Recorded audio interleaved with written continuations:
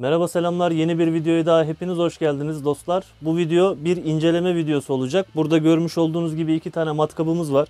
Bunlardan bir tanesi Atlas M510 modeli 500 wattlık darbeli bir matkap. Diğeri ise Bosch GSB 13RE 600 wattlık yine darbeli matkap arkadaşlar. Bu iki ürünü karşılaştıracağız, test ve tabi tutacağız ve hangisi daha başarılı sonuç verecek bunu görmüş olacağız. Bu karşılaştırmayı neden yapıyoruz? Kısaca buna değineyim. Bugün alışveriş sitelerine baktığımız zaman her iki ürün de inanılmaz şekilde satış sayısına sahip ve aynı zamanda her iki ürün de yüzlerce 5 yıldızlı yorumları var. Yani bu Atlas marka ürünü alan birçok kişi de işte çok memnunum, çok kaliteli, bütün işimi görüyor vesaire diye yorum bırakmış. Aynı zamanda Bosch'u satın alan kullanıcılar da yine çok memnun olduklarını yorumlarında belirtmişler. Biz de iki ürünü karşılaştıracağız dediğim gibi. Buradaki en büyük fark fiyat arkadaşlar. İki ürünün aralarında ciddi bir fiyat farkı var. Bugün yine dediğim gibi internet satış sitelerinde Atlas M510 modeline baktığımız zaman ortalama 400 ila 600 lira arasında satıldığını görebiliyoruz. Bosch GSB 13RE modeline baktığımızda ise ortalama 2000 ila 2400 lira arasında satış fiyatları var. Yani şöyle diyebiliriz, 400 liralık bir matkapla 2200 liralık bir matkabı karşılaştıracağız. Bakalım iki matkap neler yapabiliyor? Aralarında ne gibi farklar var? Bunları görmüş olacağız arkadaşlar. Tabii bu karşılaştırmayı yaparken ürünlerin tüm teknik detaylarına bakacağız. Ağırlıkları olsun, devir sayıları olsun, işte ısıları olsun, her şeyini gözden geçireceğiz. Arkadaşlar incelemeye başlamadan önce altını çizmek istediğim bir nokta var. Benim kanalımda incelemesini yaptığım tüm ürünler şahsıma ait. Herhangi bir sponsorluk anlaşmam vesaire yok. Dolayısıyla bu tarz ürünlerin bütçesini tamamen kendim karşılıyorum. Bu noktada da herhangi bir beklenti içerisinde değilim ama paylaşmış olduğum videoları beğenir, bana destek olmak için kanalıma abone olursanız bu beni pozitif yönde etkiliyor ve bu tarz içerikleri üretmeye daha çok motive oluyorum. Paylaştığım videolara yorum gelmesi, beğeni gelmesi ve kanalımızın abone sayısındaki artış beni gerçekten olumlu etkiliyor ve daha fazla içerik üretmek için çabalıyorum. Videoları beğeniyorsanız beğen butonuna basıp bana destek olmak için kanalıma abone olursanız bu tarz içerikleri üretmek için beni daha fazla motive etmiş olursunuz. Abone olduğunuz için şimdiden çok teşekkür ederim. Hadi ben şimdi sizi yakına alayım ve iki matkabı karşılaştırmaya başlayalım. Evet arkadaşlar, her iki ürüne de biraz daha yakından bakmamız gerekirse görmüş olduğunuz gibi Bosch GSB 13RE ve Atlas M510 modeli. Atlas olan 500 wattlık bir darbeli matkap. Bosch ise 600 watt arkadaşlar. Şimdi burada hemen araya girip şunun bilgisini vereyim. Darbeli matkaplar genelde 500 watt'tan başlıyor arkadaşlar güç olarak. Burada Bosch biraz standardın dışına çıkıp 600 wattlık bir ürün sunmuş bize. Yani şunu söylemeye çalışıyorum. İşte 500 watt ile 600 watt kıyaslanır mı vesaire gibi yorum yapacak olan arkadaşlar için. Bakın burada Bosch dediğim gibi biraz daha standardın dışına çıkıp 600 wattlık bir ürün sunmuş bize. Kaldı ki bu Atlas da gerçekte 500 watt mı ondan da emin değilim. Hani Bosch da belki 600 watt olmayabilir. Arkadaşlar burada her iki markadan da herhangi bir çıkarım yok. Biz neden bu ürün kıyaslamasını yapıyoruz? Onun sebebini açıklayayım size. Bakın bu Bosch'u alan insanlar da yüzlerce 5 yıldızlı yorum yapmış. Bu Atlas'ı alan insanlar da dediğim gibi yüzlerce 5 yıldızlı yorum yapmış. Yani herkes iki üründen de memnun. Peki o zaman niye bir tanesi 400 bir tanesi 2200 lira arkadaşlar? Biz burada bunun peşindeyiz. Yani 400 liralık matkap ne yapabiliyor? 2200 liralık matkap ne yapabiliyor? Bizim amacımız bu. Teknik verileriyle devam edelim. Atlas'ın 500 watt olduğunu söylemiştik. Bosch 600 watt güce sahip. Her iki üründe de 13 mm mandren var. Fakat burada bir fark var arkadaşlar. Atlas'ın mandreni plastik. Bosch'un ise metal mandreni var. Bunun dışında her iki ürünün de katalog verisi olarak devir sayısı 2800 devir dakika olarak verilmiş. Tabi bunlara da biraz sonra bakacağız. Ve yine her iki üründe de tetikten hız kontrolü mevcut. Burada biraz daha yakından bakmamız gerekirse Atlas'ın mandreni plastik demiştik. Sağ sol anahtarı şu şekilde tetiğin hemen üzerine konumlandırılmış. Yine tetikten hız kontrolü var. Ve darbe ve düz delme fonksiyonları bakın şuraya bu şekilde gövdeye konumlandırılmış arkadaşlar ama kullanış olarak biraz zor. Yani buna böyle biraz sertçe basmanız gerekiyor hani tam geçmesi için o kademeye. Boşa bakacak olursak burada görmüş olduğunuz gibi sağ sol anahtarı bu şekilde. Yine tetik üzerinde hız kontrolü mevcut. Ve darbe ve düz kısmı da bu şekilde konumlandırılmış. Bu kısım biraz daha kolay ve net arkadaşlar. Yani o kademeye geçtiğini hissediyorsunuz ama Atlas'ta böyle iyice bir bastırmanız lazım. Ve bunun dışında arkadaşlar benim dikkatimi çeken en büyük fark ağırlıkları. İsterseniz ürünlerin ağırlıklarıyla devam edelim. Bosch 1880 gram civarında. Hemen bir de Atlas'a bakalım. Atlas'ta 1460 gram geliyor arkadaşlar. Yani Atlas dediğim gibi daha hafif. Hemen ürünlerin gürültü seviyeleriyle devam edelim. Şöyle Atlas'la başlayalım.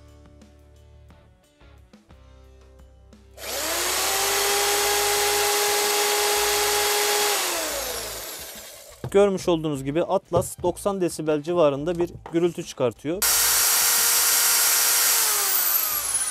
Görmüş olduğunuz gibi Bosch'ta yaklaşık 91 desibel gürültü çıkartıyor. Yani her iki ürünün ses seviyesi aşağı yukarı aynı diyebiliriz. Evet, hemen ürünlerin Bosch'taki devir hızlarına bakarak devam edelim. Her iki ürünün de katalog verisi 2800 devir dakikaya kadardı. Bakalım hangi ürün kaç devirde çalışabiliyor.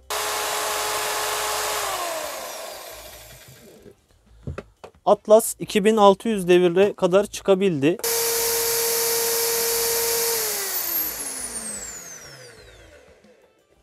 Gördüğünüz gibi Bosch'ta 2650 devir dakikaya kadar çalışabiliyor. Yani bu noktada her iki ürünün de dönüş hızı aşağı yukarı aynı diyebiliriz arkadaşlar.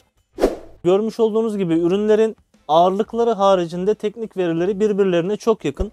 Şimdi isterseniz daha fazla uzatmadan asıl konumuza gelelim. Ürünleri test edelim, kullanalım, zorlayalım. Bakalım bizlere neler sunabiliyor ve aldıkları 5 yıldızlı yorumları gerçekten hak ediyorlar mı? Bunu görmüş olalım. Hadi şimdi ürünleri test edelim.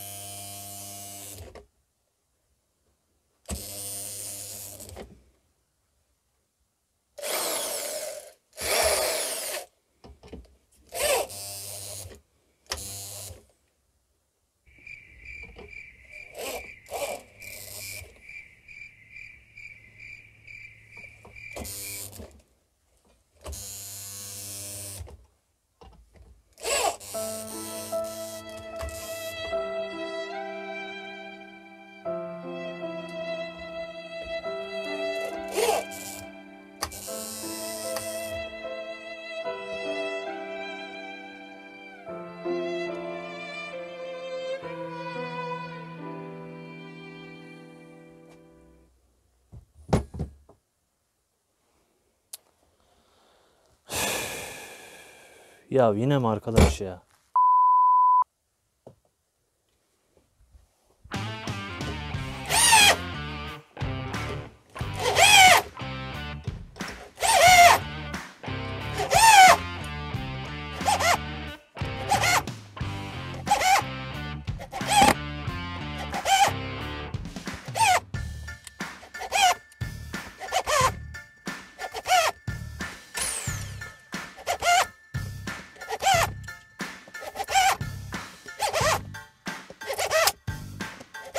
Atlas biraz önce vida bile sıkamayınca çok bir ümidim kalmadı açıkçası ama bir de punch'la delik açmayı deneyelim bakalım.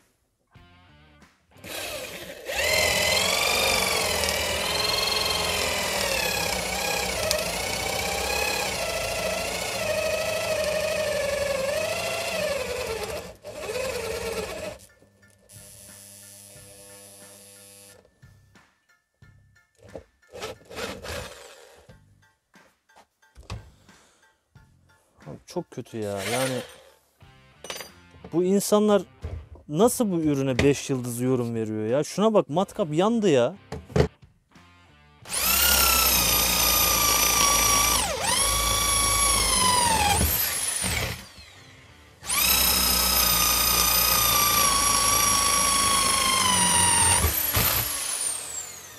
Bakın şunu da göstereyim. Şurada hani buradan kısma vesaire bir şey yok. Bakın şöyle zaten en kısa aldım da. Bakın ürün Hani döneyim mi dönmeyeyim mi diye düşünüyor. Buradan bakın en sona alıyorum yani şu ayar kademesinden.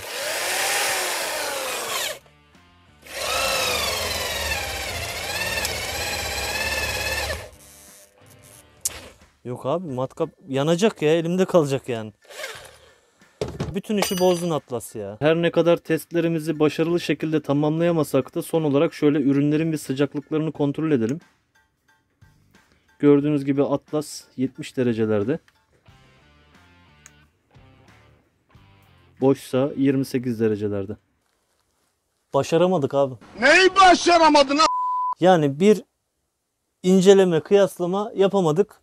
Görmüş olduğunuz gibi Atlas bizi daha ilk aşamada, vidalama aşamasında yarı yolda bıraktı.